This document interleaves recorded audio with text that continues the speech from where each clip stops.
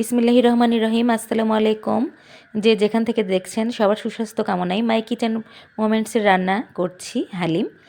যাই হোক, দেশ বিদেশে যারা যেখানে আছেন সবাই আমাকে লাইক শেয়ার কমেন্টসে রাখবেন, কারণ আমি বগুড়ার মেয়ে, বগুড়ার ছোল। পুঁটি মাছ মারতে যেয়ে মারে আনি বোল। এটা হচ্ছে মিক্সড হালিমের ডাল, আর এটা হচ্ছে ওর মশলা। আমি কিছুটা গরম পানিতে ওগুলো ডাল ভিজে রাখবো।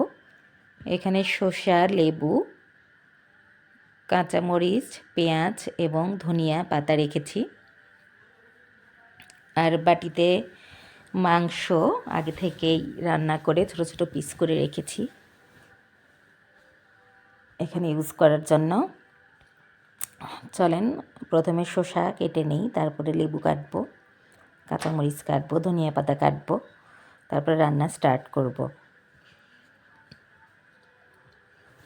শসা লেবু প্রথমে ভালোভাবে ধুয়ে নিতে হবে, কাঁচামরিচ ধনিয়া পাতা সব কিছু ভালোভাবে ধুয়ে নিয়ে তারপরে কাটতে হবে। এখানে আমি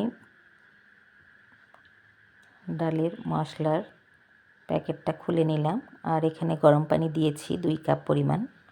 সবটুকু ডাল আমি এখানে রেখে দিব, 15 মিনিট এরকম ভিজিয়ে রাখবো গরম পানিতে, তারপরে এটা রান্না করব। সরিয়ে রাখলাম। এখন আমি শসা ছিলব, লেবু কাটবো।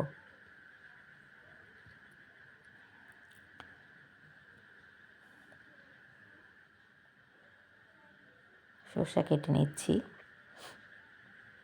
এটা এখন ছিলে নেব। আজকে কিন্তু বগুড়ার ছেলে মেয়েদের দেখতে চাই, যারা লাইক করবেন কমেন্টস করবেন। কোনটি বারে সবাই লাইক দেন, শেয়ার করেন, কমেন্টস করেন। এখন শসা কেটে নিচ্ছি।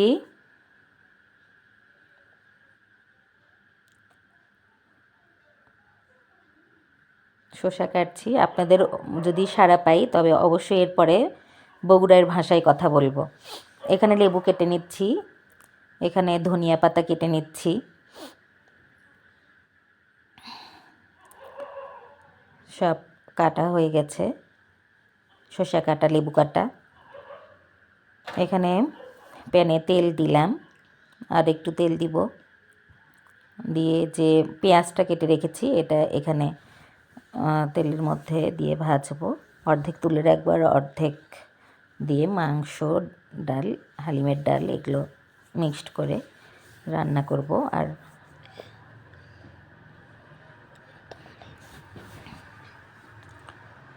এখন এটা ভাজি করছি।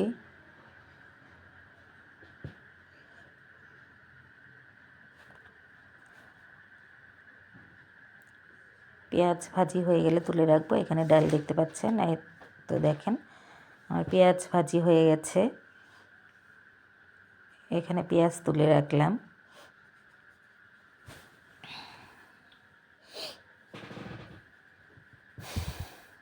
এখানে মাংস দিয়ে দিলাম। এখন মাংস দিয়ে একটু নাড়াচাড়া করছি। তারপর যে মশলাগুলো